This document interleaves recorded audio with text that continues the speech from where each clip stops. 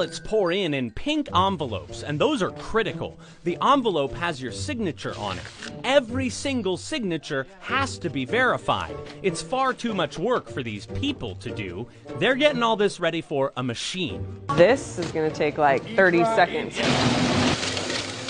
Each one flies past a barcode scanner so it can be sorted by precinct, and a camera which grabs a picture of your signature. The machine checks that picture against the signature in your voter file. It does it all hundreds of times in mere seconds. All the signatures checked out? Got it. That's when human eyes get involved. Voter fraud is super rare. Problems are almost always innocent. We weren't allowed to film the signatures because privacy, but they did let me see how it works. The machine flagged one man's signature because it didn't quite match the one on file. We have a Raymond in the state system, and we have Ray on the ballot that came in. Got it. What are you going to do with this one? Well, because I can tell if the signature matches and the last name matches, then I'll make it good. And then so the new one gets saved in the system, so now you can sign it either way. Yeah. Got it. Cool. There you go, Raymond. They could tell it still looked like his writing. And if it doesn't, then it's... That's when she would send them. You get the nasty gram. It's not that nasty. You can fix it. It's fine. If they can't verify you, or you forgot to sign your envelope at all, they will mail a form you have to sign with a deadline. Even if that deadline's after Election Day, your vote will still count. Your envelope is scanned in. We know whether you cast a ballot. That's all public record. But by law, how you voted is secret, and it's up to the people in this room to keep it. She's extracting the actual ballot.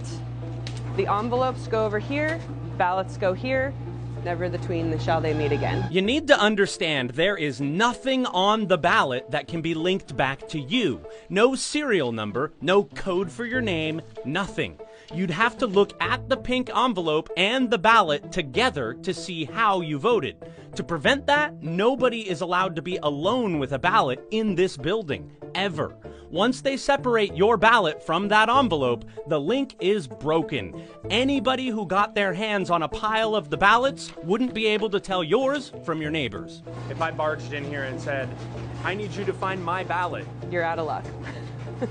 Can never do it. You're out of luck, yeah. There's no way to do it. There's no way to do it. Got it. There's nothing in a computer system that shows the way you voted. It's not there. Your ballot is anonymous. They do keep the envelopes because it's fine to vote early, but not to vote often. If you vote a second time, the Secretary of State can come after you.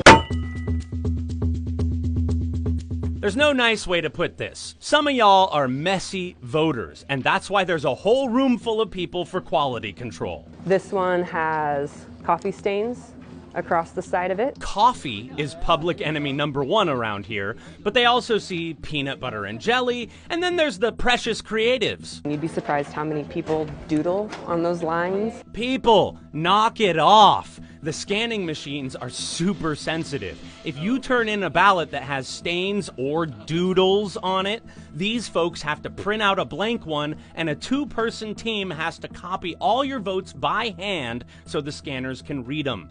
These machines do all the counting as long as you make a halfway decent mark in the bubble you meant to and you leave the others alone.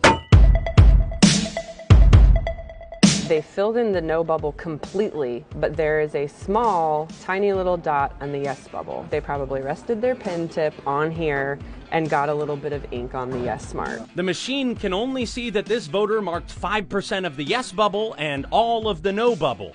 But humans have to look to decide what the voter meant. Here, we're going to make the determination that they were a no vote. Got it. And move this through the system and it'll be counted.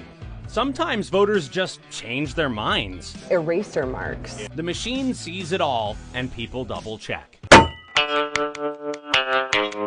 These scanners extract all the votes from all the ballots and save that data, but nobody's allowed to hit enter to add it all up until after the polls close. All of the actual results come out of this room. Yes.